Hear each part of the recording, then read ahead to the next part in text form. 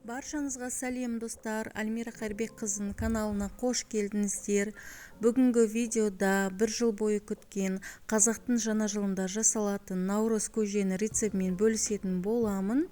Әр аймақтың жасалу жолы ерекше болғандықтан бұл біздің отбасымызда жасалатын наурыз көжені рецептісі. Міндетті түрде бізбен бірге жасап көріңіздер. Ол үшін ең бірінші бізге шұжығымыз не болмаса қазымызды керегенше пісіріп алу қажет. Етіміз біршама уақыт пісіп болғаннан кейін оны сорпадан алып тастап, сорпамызды басқа ыдысқа сүзіп алуымыз керек.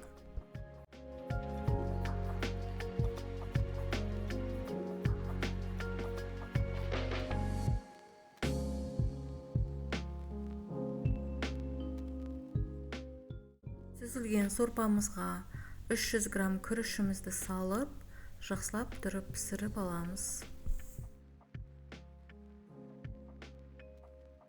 Күрішіміз піскенше етімізді турап қоямыз.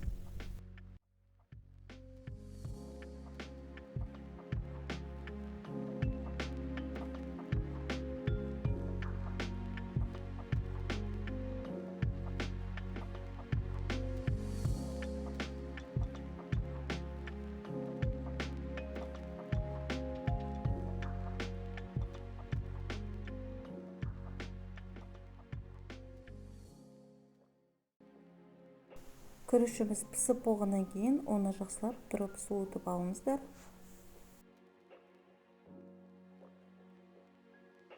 Күріш қосылған сорпамыз суығаннан кейін оған 70 грамм ашты құртты қосып, жақсылап араластырып алыңыздар, құртымыз ергенше. Бұдан кейін газдалған сусынымыздан 1 литрдей қосамыз.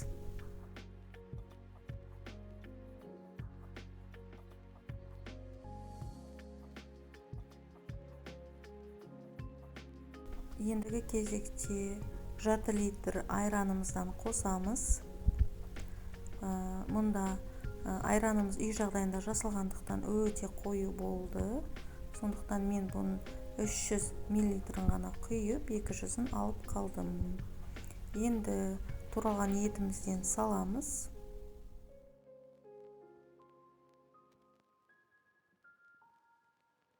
Және де видеода көргендеріңіздей газдалған сусыннан тағы біраз қосып жібердім, өйткені қою болып кетті. Енді 200 грамм жүзімді қосып, бұны барлығын жақсылап араластырып қоямыз.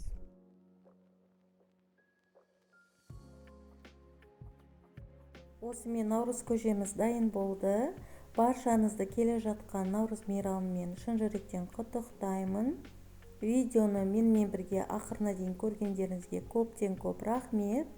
Лайк басып, және де комментарий жазып кетуді ұмытпаңыздар достар.